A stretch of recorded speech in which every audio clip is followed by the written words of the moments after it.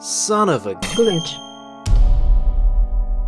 The Legend of Zelda, Majora's Mask. This entry in the series sure is a strange one with its oddball characters and this moon always hanging over your head. The only thing stranger are the glitches, so let's get into it. At the beginning of the game you meet the happy mask salesman who quite frankly likes to talk too much. But we can skip this cutscene by pausing as we move forwards towards this door to get to Clocktown. By pause buffering a single frame of animation at a time, we can bypass the trigger to load the lengthy cutscene which needs 2 frames to activate. But because we're advancing forward 1 frame at a time, this cutscene won't trigger simply because we never give it that 2-frame window to activate. And so we can get to the door that takes us into Clocktown that bit earlier. Once we get to Clocktown, usually we'd be stuck here until we turn back into regular Link, as guards won't let you leave as Deku Link. But if you face away from this guard in East Clocktown, then Z-target like this, you can get through to Termina Field by backwalking. Since you're not supposed to be here yet, none of the enemies spawn, so the area is completely deserted. Another trick you can use with Deku Link is called a gainer, which allows you to get some extra height from a backflip to grab ledges you're usually unable to reach. Z-target the wall and then backflip holding down on the analog stick and then tap the A button, then immediately re-target and hold forward.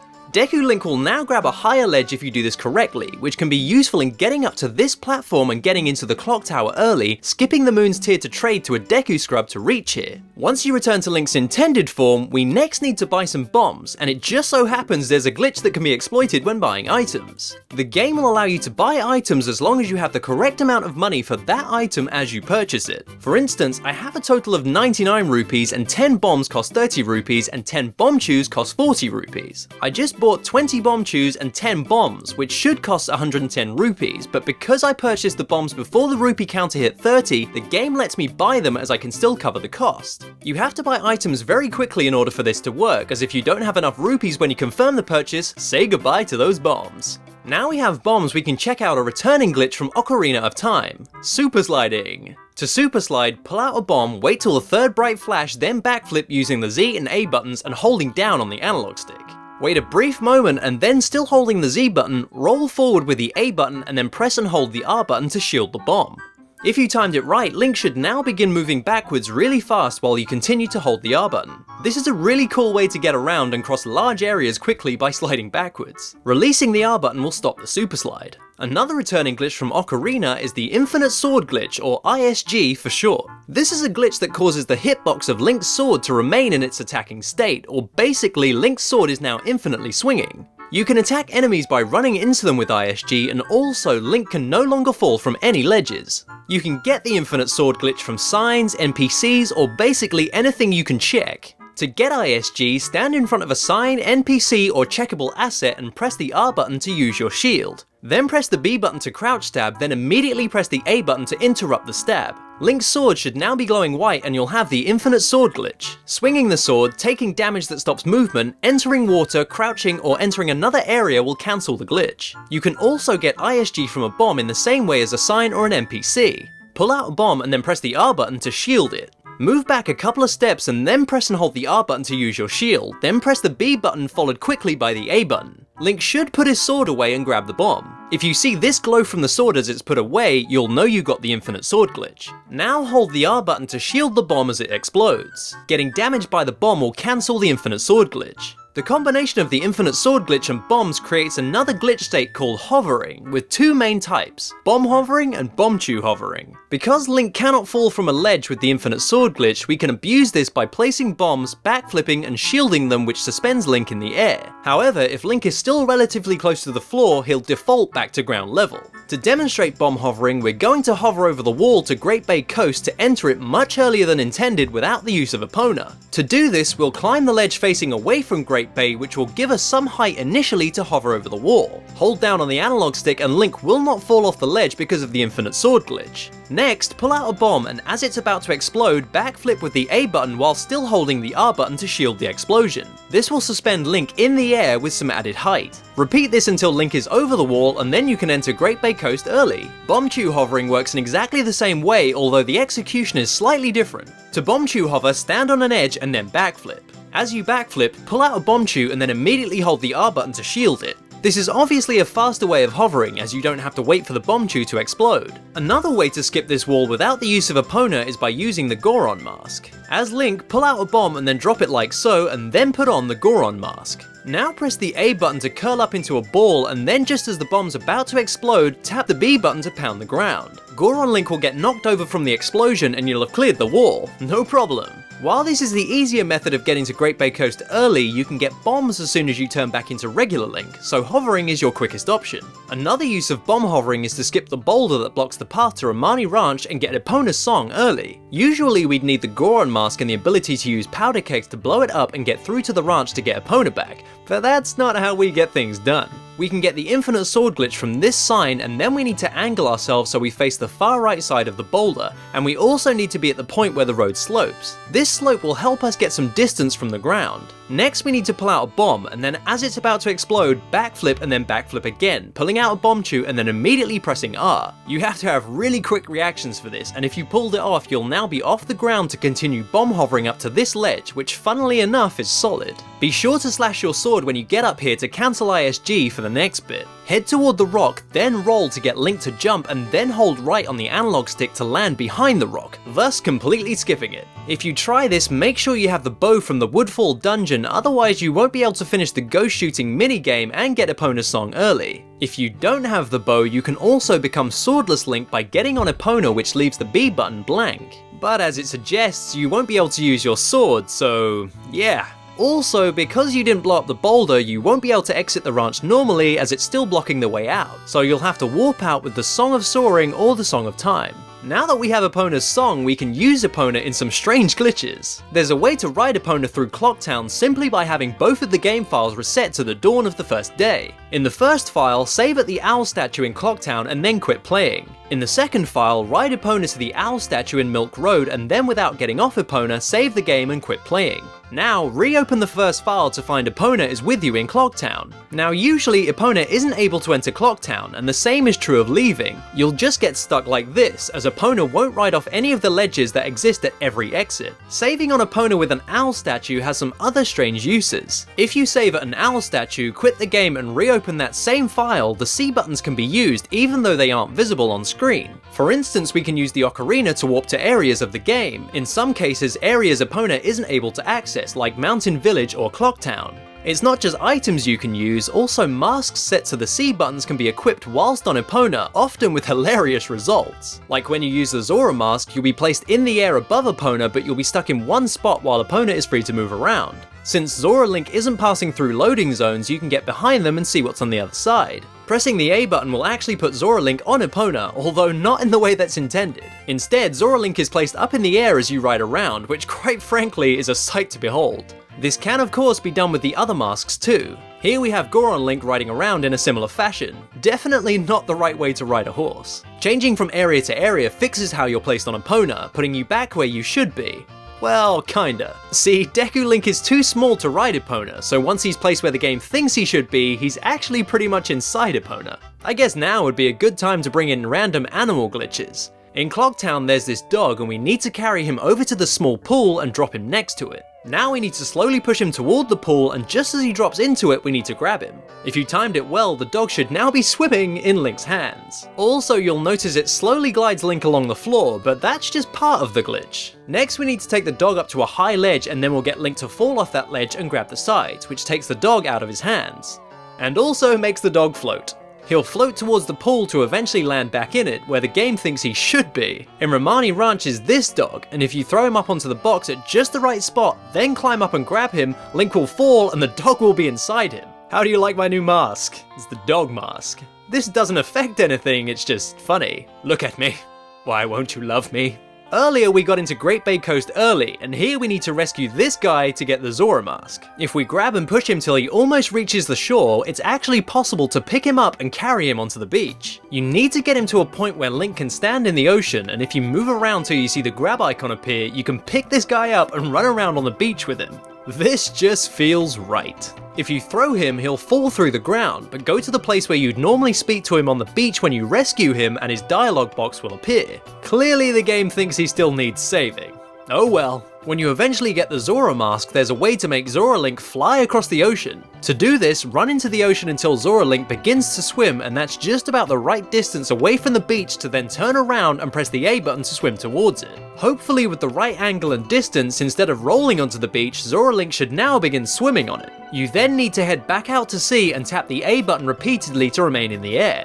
You can use this glitch to get up onto an island that's too high to climb usually. If you aim yourself towards the island and then just as you're about to hit it, hold left or right on the analog stick, Zora Link should grab the ledge and pull himself up. Normally you'd need the hookshot here to reach a hidden fairy fountain, but we can use bomb hovering to get over to the next island to reach it. All fairy fountains in the game are on the same map, meaning if we can get out of bounds in a fountain, we can use an alternative exit to warp ourselves somewhere else in the game. With Zora Link, we can get up onto the pillars using a setup where we target this wall, move backwards to a corner, and then backflip whilst holding down left to put us on a ledge. If we look to the left using C up and position the camera like this, we then just need to roll whilst holding forwards and Zora Link should jump. From the jump, hold forward and to the right and Zora Link should grab the ledge. Now that we're up here, get the infinite sword glitch from a bomb and then face in this direction with C up. Turn 180 degrees and now we can begin hovering out of bounds with bombs. When we get to this point, we need to stop hovering backwards and we need to hover sideways. So instead of backflipping and shielding bombs, we need to side hop and shield them.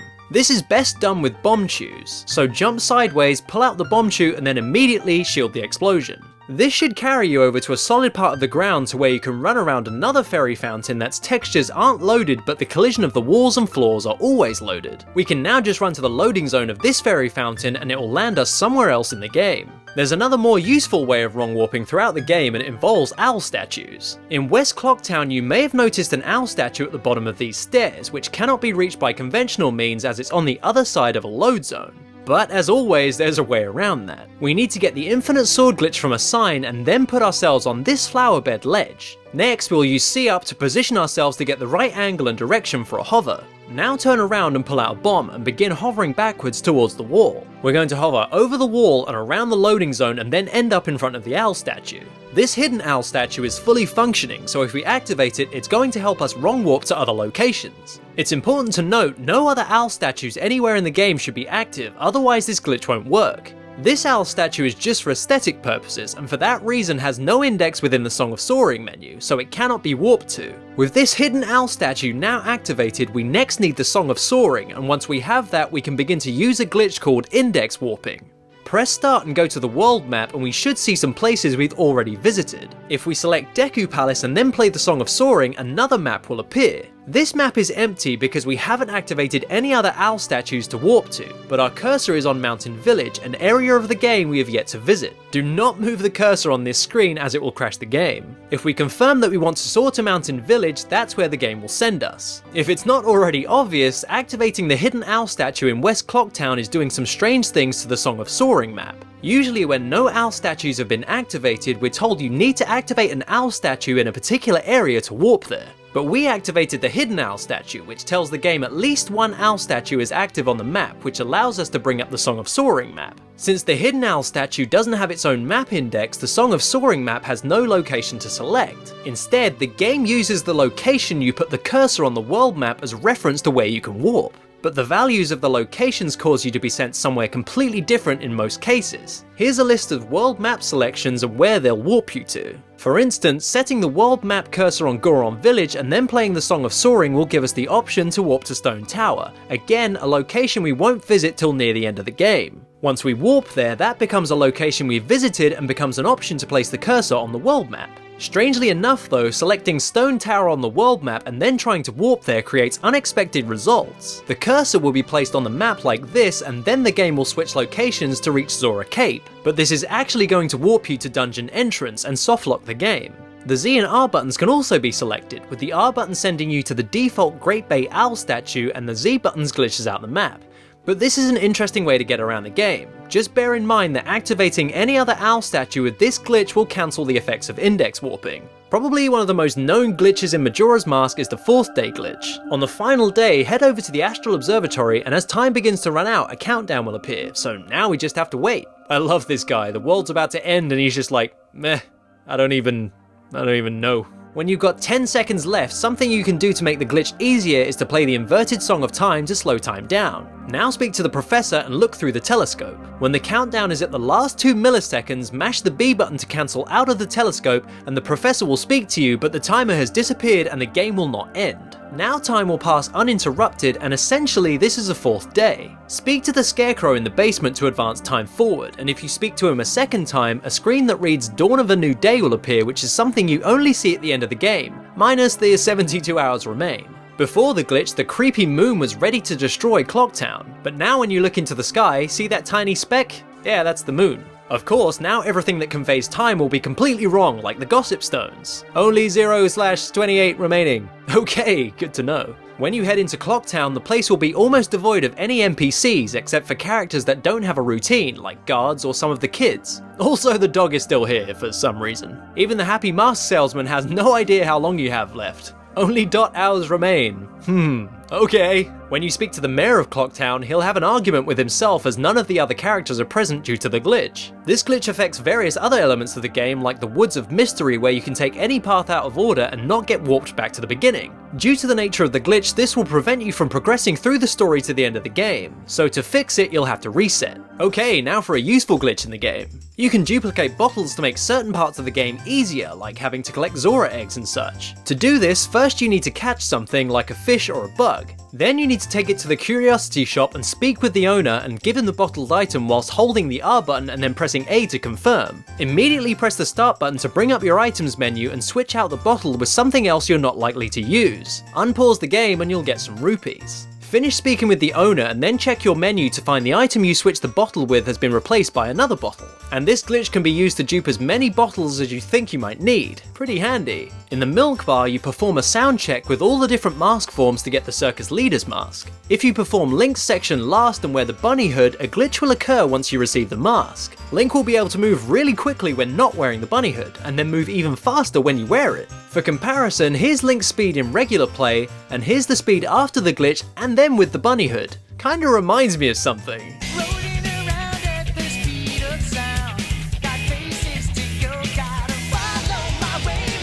This glitch only works inside the milk bar, and as soon as you leave, your speed returns to normal. If you swim in water with the Zora mask and then use your shield attack with the R button and the B button, then take off the Zora mask while in this state, the world should now be filled with blue fog. The fog makes the game feel very eerie, but can easily be fixed by putting on the Zora mask and then using the shield attack once again. And the world is back to normal. Link is the hero of time, and thus it makes sense there should be a glitch to stop time. For this glitch you'll need a bottle, and then catch something inside. Once you have the bottle in Link's hands, you can then use the time stop glitch by first holding the Z button. Now press the R button to shield and then immediately press the button you have the bottle assigned to. If you timed it correctly, time will now stop. The camera will lock and this will make all of Link's controls inverted, but you can move around freely. The A button works in most cases, but you won't be able to open doors. To cancel the glitch and return to normal, just press C up. This glitch can be used in a variety of ways, the most useful being in Stone Tower. If you perform this glitch while standing on a button, time will stop, keeping a block in place. The block will now carry us over to the Stone Tower Temple entrance, which skips having to use the Elegy of Emptiness. Speaking of skips, there's a way to skip the entire Great Bay Temple using everything we've learned so far. At the very beginning of the temple, move backwards off this ledge so Link falls and grabs it exactly like this. Hold the Z button and Link should turn around automatically. Now pull out a bomb and press A to drop it. Quickly put on the Zora mask and turn 180 degrees and then press the Z button again, and then move down left to fall from the ledge again. Hopefully Zora Link is now inside the wall like this, so you can let go of the ledge and fall out of bounds. Now we're out of bounds, we can take off the Zora mask and then get ISG from a bomb as we're going to hover even further out of bounds. Get over to this corner and face outwards in this direction and then turn 180 degrees once again. Now at the very edge like this, we need to start Bombchu hovering until we reach the load zone for the boss room a short distance away. Eventually we'll hit that loading zone and end up in the boss room, so now simply drop down into the room below to fight the boss and skip the entire Great Bay Temple. And finally, if you've been actively collecting all 20 masks throughout the game, you can trade them all on the moon to get the Fierce Deity mask. Usually this mask is only available to use in boss fights, but it's possible to wear this mask anywhere. With Zora Link, stand torso deep in a pool of water like this one in Termina Field. Now take off the mask and become normal Link and then dive pressing the A button. In the middle of the dive, put on the Zora mask once again and you should find that when you press the B button, Zora Link will hop. Rapidly press the B button and the button the Zora mask is set to, and eventually the B button will go blank. Now press and hold the A button to swim to shore, but instead of swimming, he'll roll and stand up normally. Now both the A and B buttons are blank, meaning anything can be set to the C buttons. So now set the Fierce Deity mask to a C button. Now put the mask on and voila, your Fierce Deity Link in Termina Field. Now we can go anywhere with this mask on, so let's head to Clocktown. As you can see, we're quite a bit larger than the game is designed for. We can climb onto things you're not supposed to climb, giving us an unusual viewpoint, like here in the laundry pool we can see over the wall into the void. Going in certain buildings like the Stockpot Inn means we actually won't be able to get back out due to our size. The option to open the door simply doesn't appear, so we'll be stuck in here. Talking to certain NPCs will crash the game, like here talking to one of the bomber kids just fails to load the text box and we won't be able to cancel out of it. Also, guards won't let you leave Clocktown in this form even though they say they will. What kind of trickery is this?